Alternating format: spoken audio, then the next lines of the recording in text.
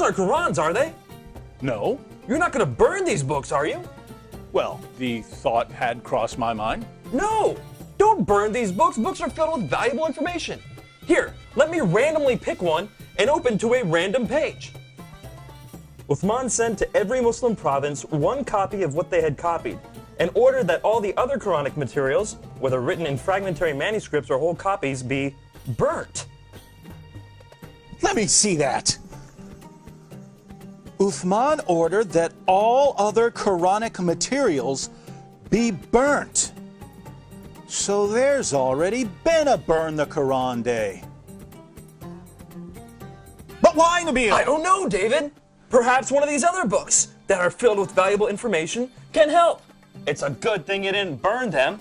Let's take a look at one at random. Oh, here's one. Sahih Muslim.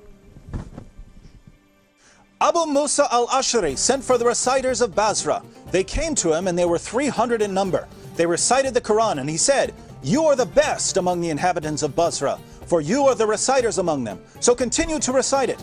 But bear in mind that your reciting for a long time may not harden your hearts, as were hardened the hearts of those before you." Good. Wow, it says they had their hearts hardened. Well, what happened next? Let's keep reading and find out. We used to recite a surah which resembled in length and severity to Surah Barat. I have, however, forgotten it, with the exception of this, which I remember out of it. If there were 2 valleys full of riches for the son of Adam, he would long for a 3rd valley, and nothing would fill the stomach of the son of Adam but dust. And we used to recite a surah which resembled one of the surahs of Musabihat, and I have forgotten it. So this is saying that 2 chapters of the Quran are missing because Muslims forgot them. Let me see that. You're right. This is saying that 2 entire chapters are missing because Muslims forgot them. Hey Nabeel, look at this. Ubay was the best of us in the recitation of the Quran, yet we leave some of what he recites. Ubay says, "I have taken it from the mouth of Allah's messenger and will not leave it for anything whatever." Wasn't Ubay the best reciter of the Quran? Yes! And wasn't he one of the best 4 teachers of the Quran? Yes! But he says stuff in his Quran that is not in this Quran.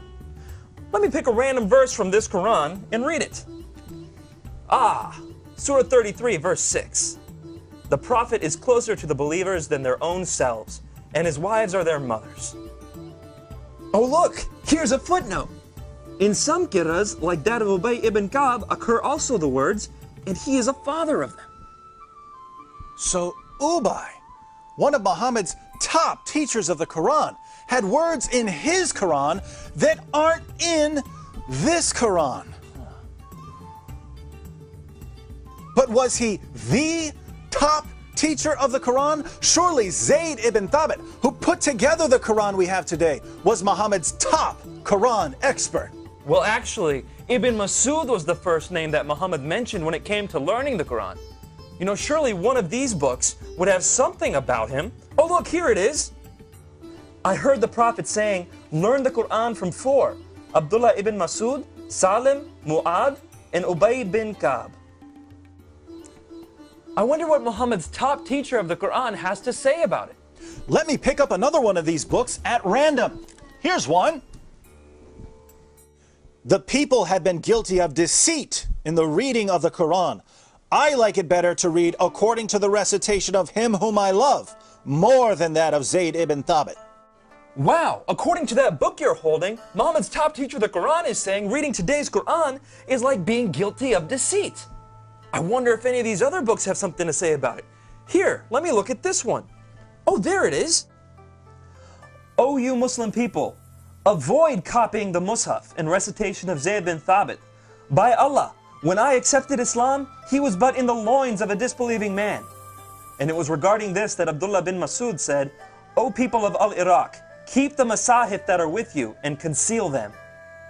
So Muhammad's top teacher of the Quran says that today's version is deceptive and that we should avoid copying and reading it. But now I'm confused, Nabeel. Muslims have always told me that the Quran has been perfectly preserved right down to the letter and that the evidence proves this. That's what I was always taught. I'm sure one of these books will tell us that the Quran was perfectly preserved. How about that one? Let's see.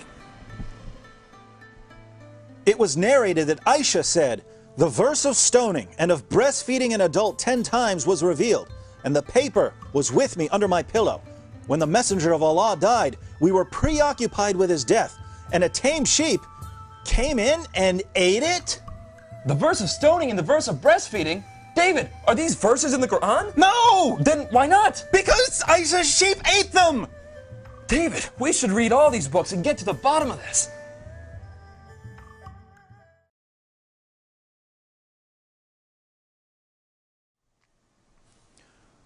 So let me see if I've got this right. Muhammad died, and no one had compiled the Quran. The people who had memorized large sections of the Quran were sent into battle by Abu Bakr, and they were slaughtered. Muslims lost a ton of the Quran that day. Abu Bakr didn't want to lose any more, and so he had Zayd ibn Thabit put together what was left and compiled it into a manuscript. And soon thereafter, people started compiling their own manuscripts, and large disputes began to happen over what should be included in the Quran.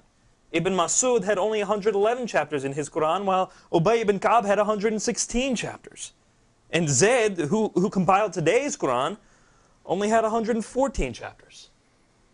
According to Muslim sources, entire chapters of the Quran were lost. Large sections of chapters have been lost. Individual verses have been lost. And in the end, Uthman put together what he could, put out his own official version of the Quran, and burned all of the evidence. Wow. Sure, I'm glad that no one burned this evidence. Nabeel, let's agree that we're never going to burn any book, no matter how much we disagree with it. Yes.